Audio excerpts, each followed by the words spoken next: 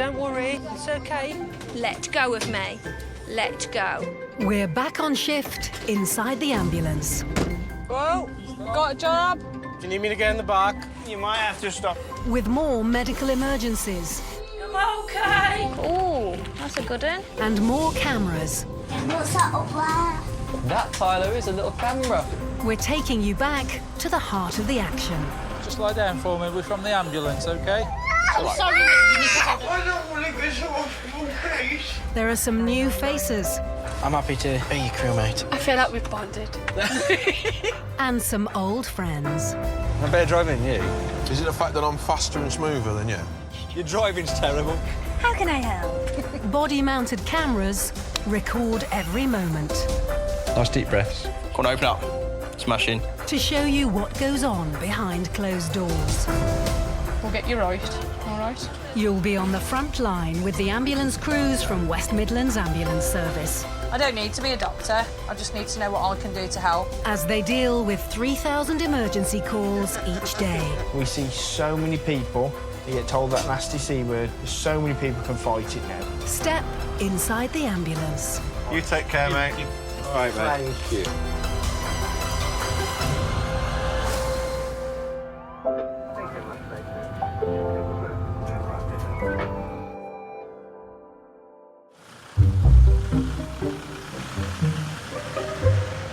It is interesting, though, the different patients you get in it. Like, I just think, like, the Sunday night shift patients you get are all people that don't want to go to work on a Monday morning. Yep, you got it. It's funny. I went to a guy that once. He was vile. He was really aggressive. He threatened that he was going to stab me and my crewmate, like, to a point where I got off the truck, pressed the emergency button, cray.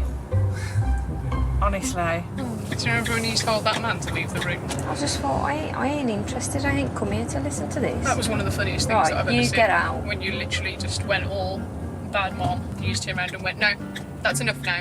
You need to leave. Let's go in that room. I've been assaulted by dementia patients when you go to move them, slide them across from one bed to the next. That's what happened to your eye, wasn't it, Brad? Yeah.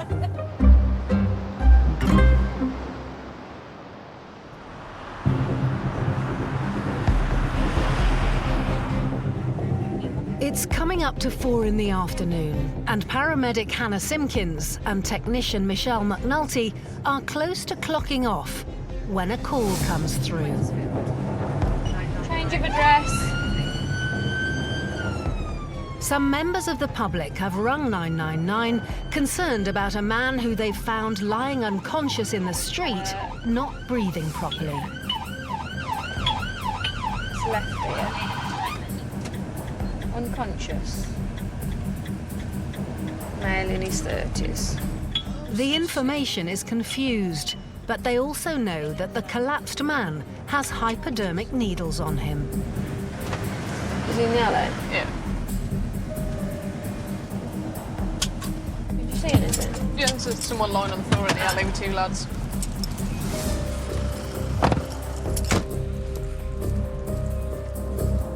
Well, we didn't really know what we were going to. We were just told that it was an unconscious person in the street. And when we got there, it was kind of like, OK, so what's happened here then? Did you say spotted some? Yeah, we found some shops in there. Yeah, they're closed. There's none open, that's what happened. Right, okay. Is that his bag? Yeah. The condition of the man and the presence of the needles make Hannah suspect a heroin overdose. The worry with a patient like that is that they're very difficult to assess because you don't know any of the story that's happened before you get there. You don't know what they've taken, and obviously the fact that they're showing signs that they're taking something means that they can be very unpredictable. With someone that's taken an overdose, particularly of heroin, if you've taken too much of it, then you'll just stop breathing altogether, basically, and you'll go into cardiac arrest.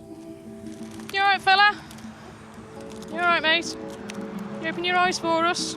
Inside his bag, Michelle finds documents that confirm the man is a drug user.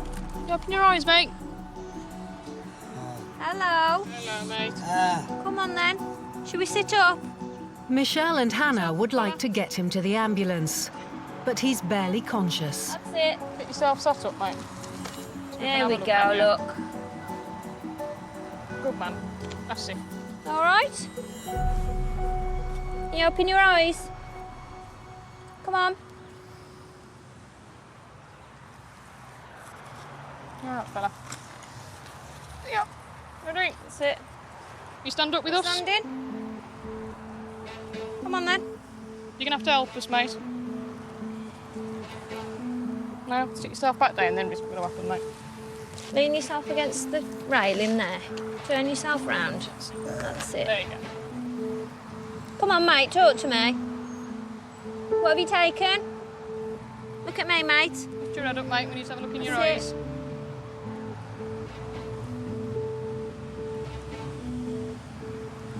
Fixed in twos. That's the answer to that question, then. Good. Yes.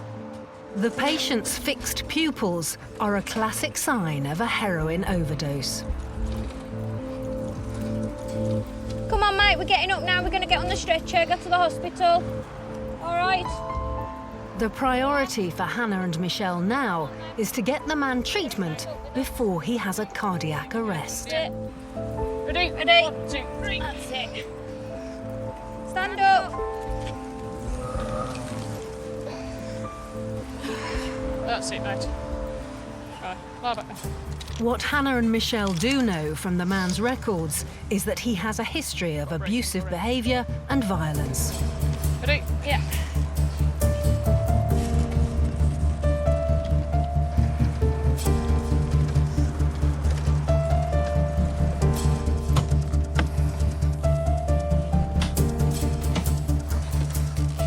Oh, this isn't going to be good.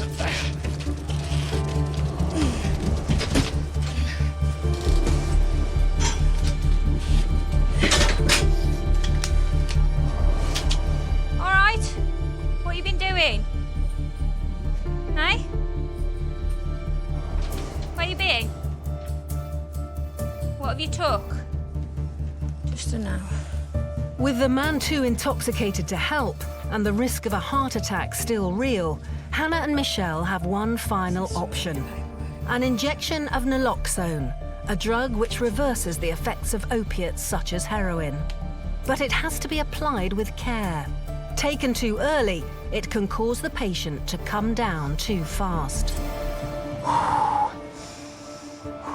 What I would suggest is we'll go And then do it when we pull up. pull up outside And then do it. and then do it. Or else life is going to get very complicated very quickly. What I would suggest is try to put some oxygen on him. The mask with some oxygen, all right?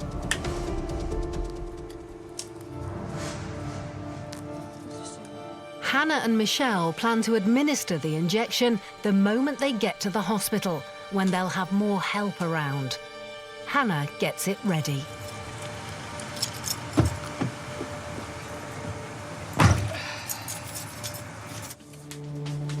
Good. Hey, let's go.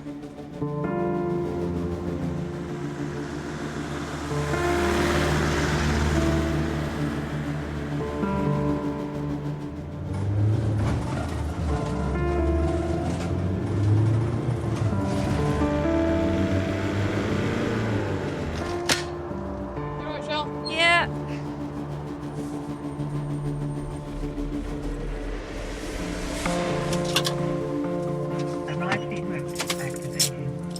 And 5 minutes later, they pull in. It's the moment of truth. Time for the naloxone injection. But knowing what's coming, the man isn't ready to come down just yet. Yes. Yes. Let go of me. Let go.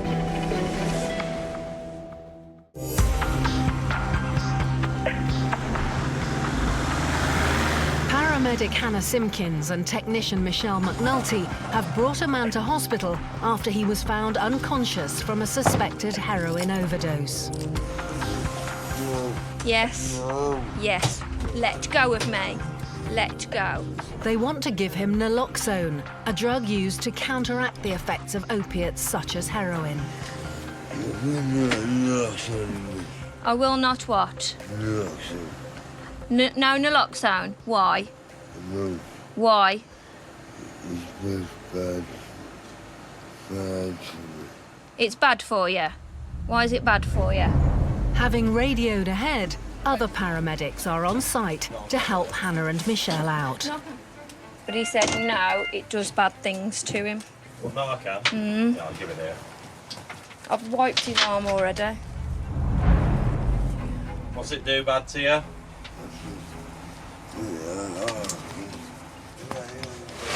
Pardon? Yeah, we're gonna... Come on. Yeah. go on. You got it. Sorry?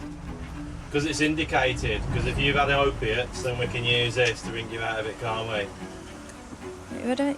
Because they found you unconscious in the street and you Yeah. weren't breathing properly for yourself, okay? And if we don't give it to you, there's a chance that you'll stop breathing altogether, mate. There we go. All right. Okay? Not bad. There we go. Put your feet back on the stretcher. Just saying his thing that he gets abusive and violent, so get ready for it. Everybody ready? Yep. Yeah. Yeah, I'll try and Yeah, just while I grab his notes, because I haven't written anything down. He did grab hold of my hands. I don't think he would have had the energy to get up off the bed and physically fight me, but I think if he'd been any more alert, I would have been worried. Stay where you are, kid. Into the hospital. The man is taken off to A&E, where he'll be closely monitored as the emergency antidote drug takes its effect.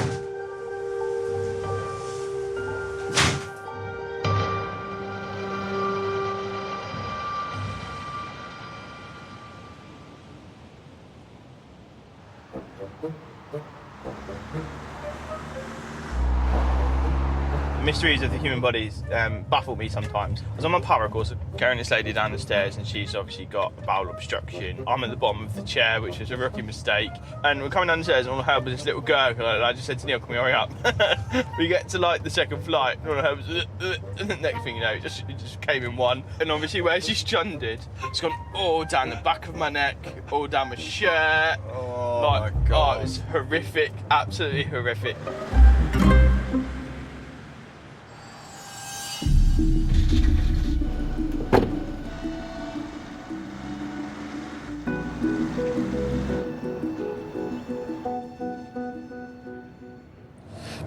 999 mode activated. It's just gone 6:30 in the morning, and paramedic Michael Anslow and trainee Dimitri Holloway have just begun their day's shift when the details come through for their first job. A woman has called about her husband, who has a series of long-standing medical conditions. He's been feeling very unwell since 4 o'clock that morning.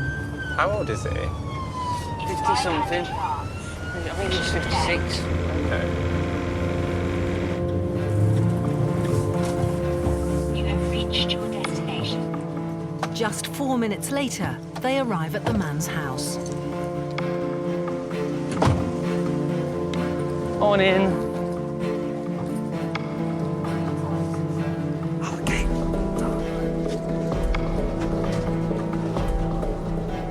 Hello.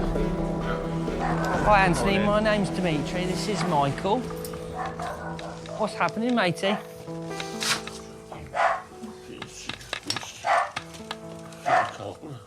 Do you suffer from any existing medical problems? Yes. What does he suffer with?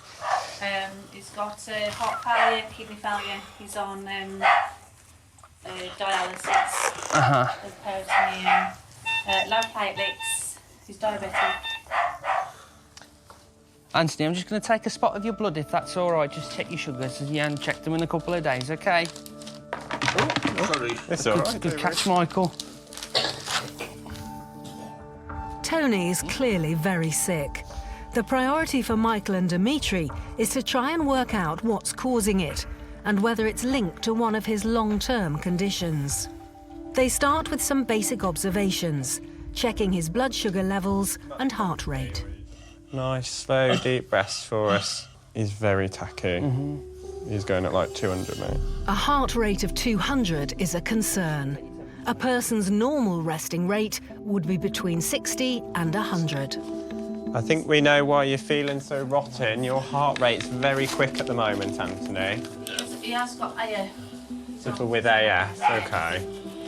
Anthony normally suffers with a condition called atrial fibrillation, abbreviated to AF. It is a lifelong condition. It was making him vomit. It was making him quite short of breath, very clammy, and generally weak and off his legs. The body cannot sustain a heart rate of 200 beats per minute, so he needed his heart rate stabilised at the emergency department.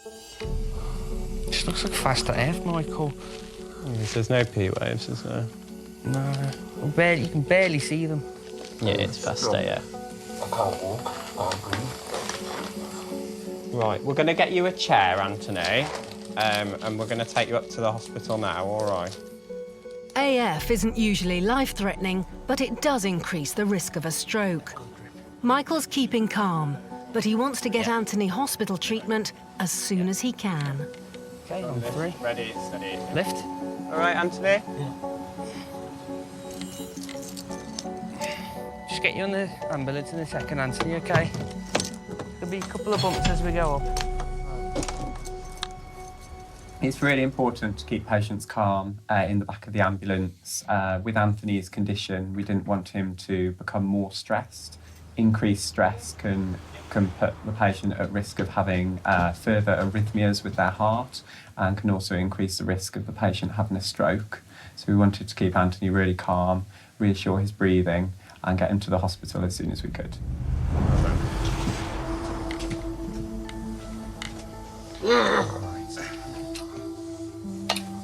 With your breathing, try and slow it down if you can for us, Anthony. I appreciate you're breathless.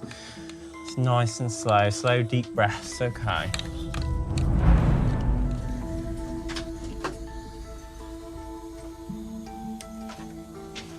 Because you're basically, you feel breathless because your heart's going so fast.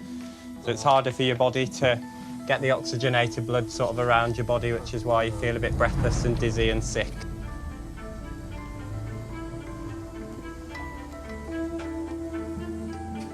Just letting the hospital know we're coming, all right.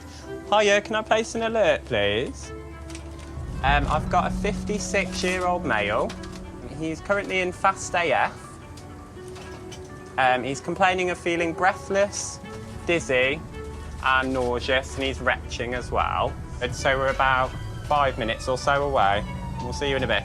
All right, thank you, cheers, bye. Basically, just let the hospital know you're coming, Anthony, because we don't want you we want you seen as a priority with your heart rate, all right? Okay. As Dimitri rushes to the hospital, it emerges Anthony's got a very special reason to want to get well soon. Daughter's wedding next Friday. Is it? Well, we need to get you better for that. It's a big day out then. It is. Is he on insulin, is he? Okay. He's just been put back on insulin because the dialysis took over the insulin.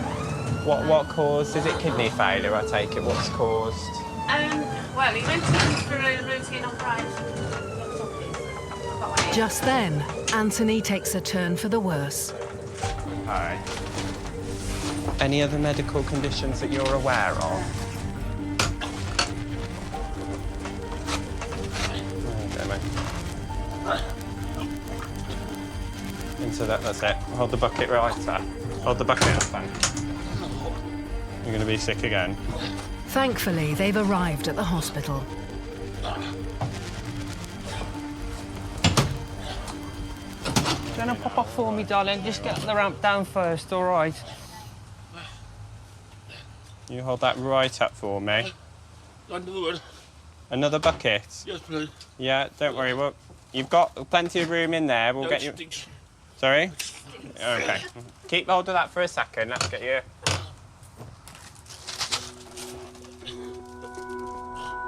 Hold that right up for me, Anthony. That's it.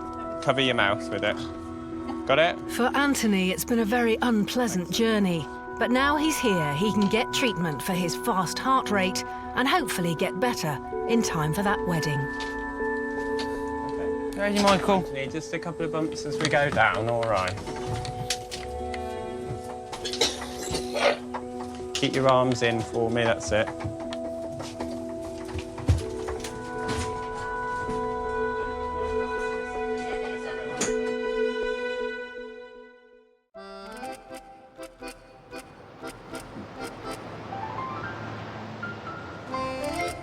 It's 7:30 on a very special Sunday morning.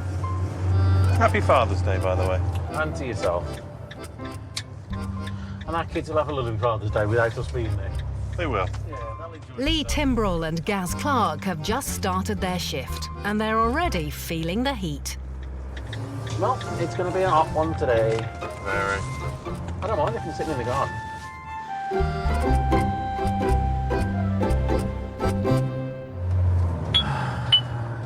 Updated assignment. Severe abdo pain, nausea, cold or clammy, very severe pain, withering you pain. That's all we know. They've been called to a 29-year-old mum who has debilitating abdominal pain.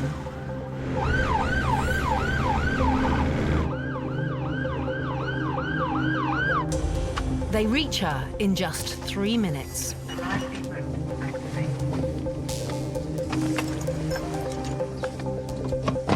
Hello. Hello there. I'm Gary and Lee's just coming in. What's been going on then? You know, I ate twice yesterday, Right. and then again the day before with my stomach pains. And it's Right. What about them? How long have they been going on? since I got up, about 20 minutes now. So you okay last night when you went to bed? I was okay, yeah. I was in A&E last night because of the pain. Sarah has been having severe pain on and off for the last few days. It got so bad this morning that her partner Luke called for an ambulance. Where is it? If you can point with your On my finger. belly button. Does it go around the sides at all? No, it's just there. What type of pains are these? Are they a burning, itching, stabbing, It's like gripping? a stabbing. You know when you're being winded and it full on takes Yeah. you, it's like that, but constant. Is there any position that makes it easier? No. When we turned up to see Sarah, she was obviously in quite a bit of pain and quite a bit of distress. She was very agitated, been up all night, just really couldn't settle properly. Quite often with a person, you can tell they're in pain by the eyes. The eyes are dilated, holding the stomach, can't stand up straight, and literally just isn't in the same room as us at the same time. The extra stab of pain I know is excruciating. I can see that in your face. How often do these stabbing pains come back? They're every couple of minutes at the minute. So it's a sudden cramp start, lasts for a couple of minutes, and then it slowly disappears, and then it can be away for a couple of minutes. The difficulty in trying to ascertain what's wrong with any abdominal pain is that there are literally hundreds of conditions that affect the abdominal area. All we can do is treat any symptoms that we can, such as the level of pain, and take them to a doctor to be assessed properly. So maybe for about a year this has been actually going on in the background. So I suffer anxiety and depression, Sure. and I'm on meds for it. Yeah. They said that the meds that I'm on could be taking the lining off my stomach. How long have you been on them? About a year now. So since you did start taking your antidepressants, you've started to have problems. Right. From there, yeah. Sarah's health has been suffering for the last few years, ever since her baby was born prematurely and soon after when her nan died. So you suddenly lost a load of weight as well. I lost 6 stone in 5 months, and I've been trying to put it back on. Right. I need to press round by your kidneys at the back. Just relax. Just relax. Any pain there at all where I'm pressing? It doesn't cause any discomfort anyway. Does it hurt when I press? No, it's just really tight, my stomach is. Yeah, I can feel that. Yeah, it feels like you're doing 100,000 punches every single day. On Sarah's case, with the history that she was portraying to us, the rapid weight loss, abdominal pain following eating, so when she's actually digesting the foods, this is having some effect on her body, like a condition called IBS, irritable bowel syndrome. So we'll get you some gas now before we move you. Have a little bit on that, see if we can just get you a little bit stable, get you back on the ambo, then I can examine you a bit better because you'll be in the right position. The gas helped me yesterday. Right. One of the things is that if your stomach muscle really tight, which they are, yeah, then that's going to be pressing on all the internal organs. The gas and air will relax the muscles. Have a little puff on this first. Settle things down and that. So you know how it works? Yeah. Oh, yeah. The gas and air offers Sarah some temporary relief. Luke, her partner, will need to stay at home with the kids. Have a seat on there. Throw your legs up.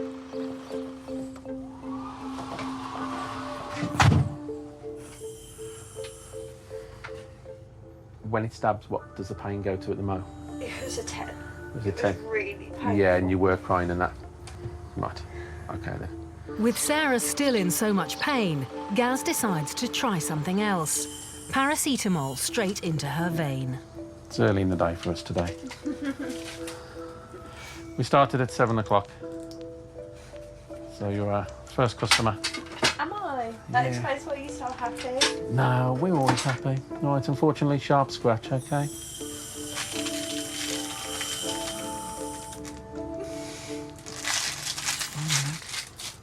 I did wish Gaz a happy Father's Day this morning.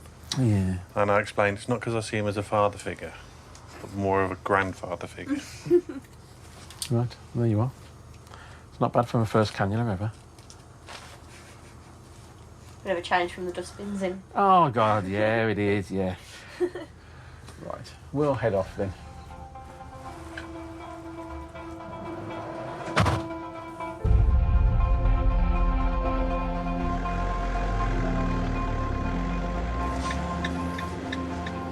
On the 3-mile journey to hospital, Gaz takes the opportunity to get more information from Sarah.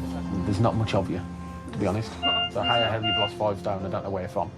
Okay. I was, you must I was have had big feet or something. I was 13 stone before when I had my son, and then I lost my nan and everything, and I went down to 7 stone 6, Yeah. and I'm 8 stone 6 now. I've been putting weight on.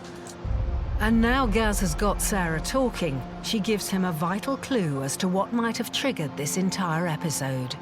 So I decided to nom down some fajita wraps and the cheese that was on it. So I think that's what did it, and literally within 5 minutes of eating it, it was ringing a paramedic, because I was rolling around on the floor. Even my partner's friend was there and he was scared. But say it is dairy, then it's a case of, right, is it cheese? Is it milk? You know, which type of dairy milk in my is it? tea now before. I used to have my tea really milky. I can barely have milk in my tea now. Just avoid I them. really should. Since being pregnant with my youngest, and he was premature as well, so everything's just stemmed from that. Like, well, just try the differences by having different foods. Miss out some foods if you think there's something causing a problem, but that way you're getting control of it and you're guiding the way that it is. okay. Sarah is much calmer by the time they arrive at hospital. And armed with Gaz's idea on her diet, they take her into A&E for tests.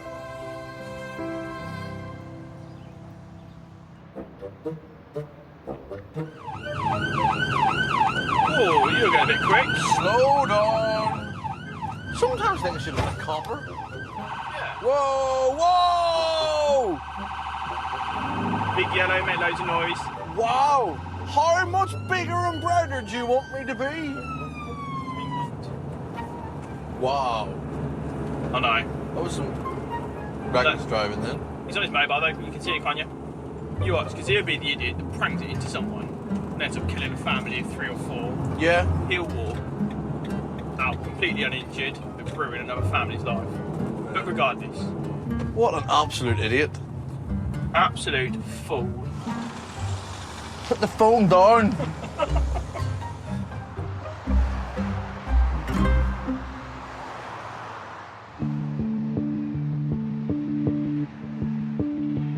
It's just gone 2:30, and paramedic Darren Westwood and technician Craig Alsop are on the afternoon shift. Right, moving on, we've got a job. We've got a 49-year-old female with breathing problems. Also, legs are swollen. 999 mode. She's shaking, she's sore, she's unable to walk, and she's breathless. Breathing with swollen legs could indicate increased heart failure. Could be, couldn't it? Yeah.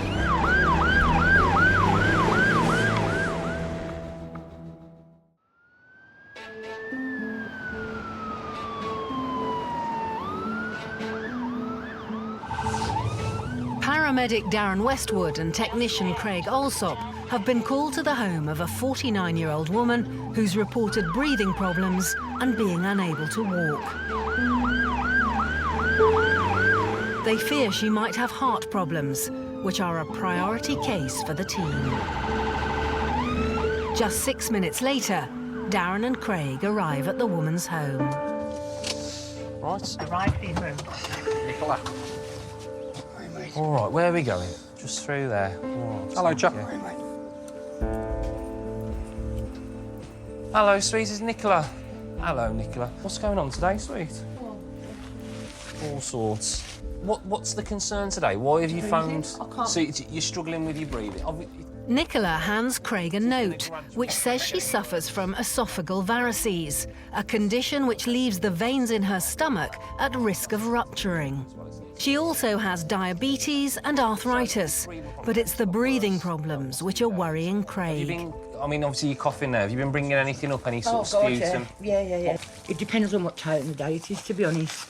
In the morning it's thick and green and nasty. Yeah. And then it goes to like different colours, yellow and white and bubbly through the day. And have you been to the doctor about it? I'm supposed to go this afternoon, but my legs were like I can't drive. That's fine. That's fine. Okay. We'll pop a bit about it, won't then, I think, mate. I'll have a listen to your breathing then, if that's all right. I do need to just... The last time she did see a doctor some days ago, she was told she didn't have a chest infection. But since then, her cough and other symptoms have got considerably worse. Have you got any pain anywhere at the moment with it? Everywhere. Everywhere, okay. It's killing me, my chest killing me. My legs, I don't know what to do with my legs. Is it more that you're more breathless when you... When I move. So you're off legs completely, off balance? I smashed my head in off the door frame the other day. Did you? Knocked all my bottom teeth loose.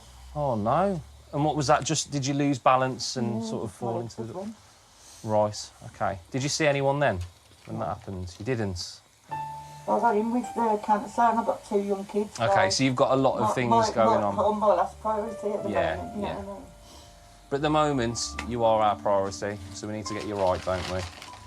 So... With 2 young children and a partner with throat cancer, Nicola's not had much chance to look after herself. On the plus side, Craig's carried out a check on her heart, which has reassured him that Nicola's breathlessness is not linked to any heart problems. Instead, he thinks there's another, more obvious cause. By the sound of it, it sounds like you've got a chest infection. You've got a good temperature, so I would say that. We'll probably give you some paracetamol. We'll take you to the hospital and get you seen there, all right?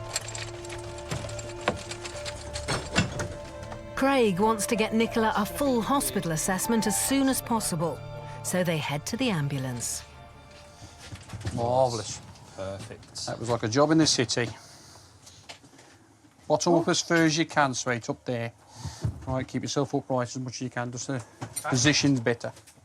That's it. And then when you're ready, pop your feet up. And that's it. Right. Lovely. Right, we'll get off then, mate. Nicola's situation was that she was actually caring for her quite poorly husband who had cancer. And she seemed to be the go-to person in the family who cared after everybody else and neglected herself a little bit. And every now and again, the carers need a bit of care.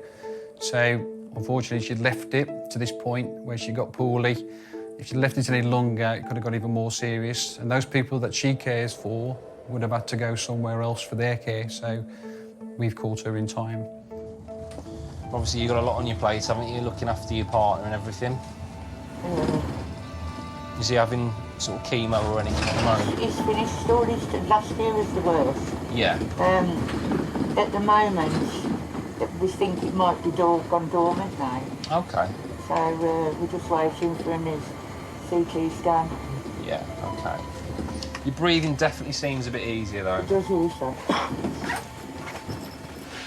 That's, you know, at least if you've done something, we've sorted your breathing out. With Nicola appearing to be improving, they arrive at the hospital. Right, we have arrived. Your heart rate's calmed down nicely. Like everything that when we first walked in is nice and relaxed now. So I'm happy that that we've at least sorted something out for you. And, well, there's going to be no moving, don't worry about that. You won't be going anywhere until... You're not sweating again. Well, she's just wiped a load of it off. Yeah, absolutely drowned, you know. Yes, I thought she was crying, but no, it was sweat. I was just getting all emotional on me. Nicola will go off to have a full checkup on her chest and other conditions to see what's causing her breathing problems.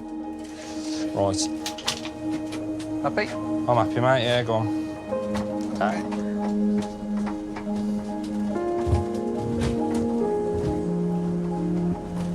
There we go.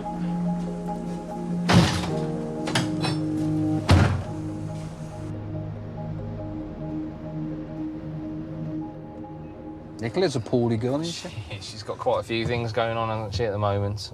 Bless her.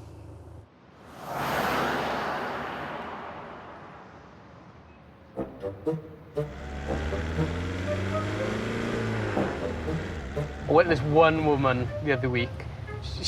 Her husband was at wit's end because she'd been to A&E about 20 times.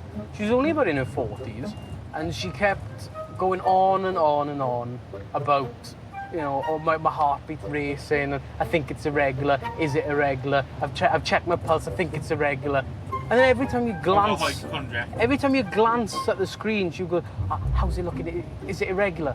And she was a nurse. Do you realise how many people have a needle phobia? Yeah.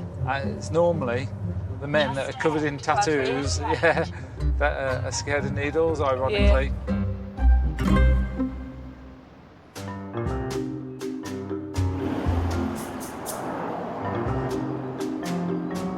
It's just gone 5:30 and paramedic Preet Lally and student paramedic Leon Asghari are well into their 12-hour shift. Oh, category 1. Fitter. 12-year-old fitter. Yeah, that's just safe, thank you. We'll be back in a half, thanks. A Category 1 is the highest priority call-out a crew can get. 12-year-old male who's fitting. The boy in question, Brendan, has just had a fit. Another ambulance team is already on the scene. Less than 5 minutes later, Leon and Preet arrive. Paramedic David Leavesley is from the Hazard Area Response Team. They were sent to the case as they were the closest available ambulance team. He had a seizure a few weeks ago. And he's been investigated by their hospital. He was told that there was likelihood that he was going to have a second one anyway. So we've got a second one that's lasted for about 2 minutes now. It started off slowly, quite violent shaking, and then it's quick. He's quite dopey at the moment. Dave's team are keen to hand over to Preet and Leon so they can be ready for other calls. Preet now needs to assess what state Brendan's in. Do you remember what happened, sweet? Yeah, do you know where you are? Do you know who I am? Yeah, who am I? It's open. Brendan's mum, Michelle, explains Brendan also suffers from attention deficit disorder, which he's on medication for. He clearly needs proper hospital care. But to get him that means a ride in the ambulance. And there's a risk that further stress and excitement could cause another seizure. No, what we might have to do, because we don't know, and this is quite a new condition for you, might need to pop a little plastic tube in the back of your hand, okay? So if you do go into another seizure, we can stop it. Yeah? Okay. Does that sound good to you? Yeah? Preet and Leon want to put a cannula into Brendan's hand so they can give him an instant injection if needed. But Brendan hates needles and is already looking nervous. Right, darling, listen, I don't want you to panic. Right, I don't want you to panic. You're doing really well, all right? Right, look at me. Look at me, darling, right. You feel a little scratch, okay? But what I don't want you to do is pull your hand away, okay? I want you to stay nice and still. That's it. Oh, come here, come here. Come here, no, Declan, come here, come here. Doesn't like needles. I know. As Brendan is so upset at the thought of the needle, Preet and Leon decide against it. They think it's more important to get him to hospital as quickly as possible. Come on in, let's get you on the bed. Let's get you on the bed. Oh, dear. Worst person for needles. I can understand why people don't like needles. People don't tend to like to have needles in their arms or in their hands in, you know, any circumstances, let alone being a child who's confused after a seizure and doesn't recognise you, and you're trying to put a needle in his hand. So it's not the best situation to be in. What's the last thing you can remember? With Leon clearly still feeling the after effects of the seizure, Preet and Leon want to get him to hospital as fast as they can. It's only his second ever seizure, but Leon suspects it might be a sign of a more serious underlying medical condition: epilepsy. Any type of epilepsy in the family or anything like this? Anything? My Anyone who brother has fits? has seizures, yeah. Is it epilepsy seizures or non-epileptic? I just know that he has seizures. Oh, right, We okay. don't really speak that much. To me, Brendan was behaving very typically of that of an epileptic patient. A diagnosis of epilepsy can change anybody's life. People have to plan their life really around the condition rather than just go happy-go-lucky with it. And as a child, it can change somebody's perception on themselves. They see themselves as different, but there is help and medication out there that does help you. When did you last have something to eat? So have you had anything to eat? No. You're not at all today? He doesn't eat at school, that's the problem. If it is diagnosed in the long run as like epilepsy, Yeah. it needs to be a strict routine of Yeah. eating at the same time, eating at the same time. Okay. He has to have 3 meals, he has to eat at the same time, medication at the same time. It is a change of life. It is. You don't sleep enough, you're at risk of having another fit. Just miss one dose, you're at risk of having a fit. Okay. So I know it's probably not what's best for him at the moment, but in the future it may be best to get him into a routine. Moments later, Preet pulls into the hospital. Right, we're here. We'll get you outside in a second. Brendan is taken off to have his seizure assessed and to see whether there are any longer-term implications.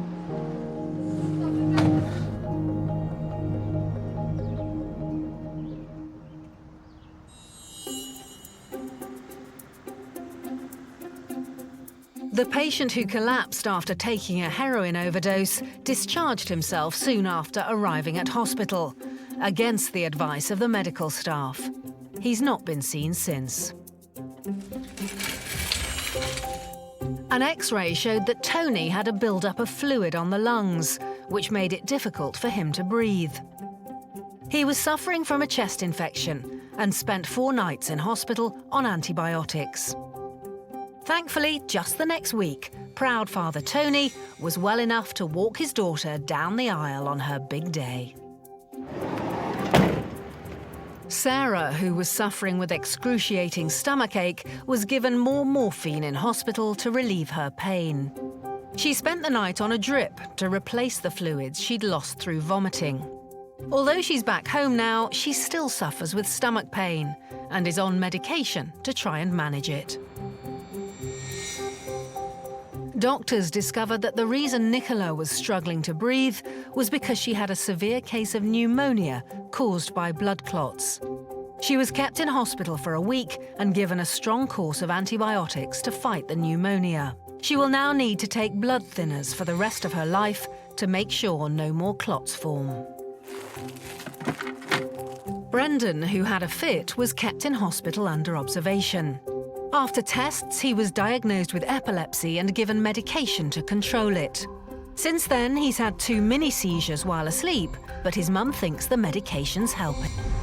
Oh, here we are. Home sweet home. And we'll be back with the paramedics tomorrow at 8 as new and exclusive Inside the Ambulance continues.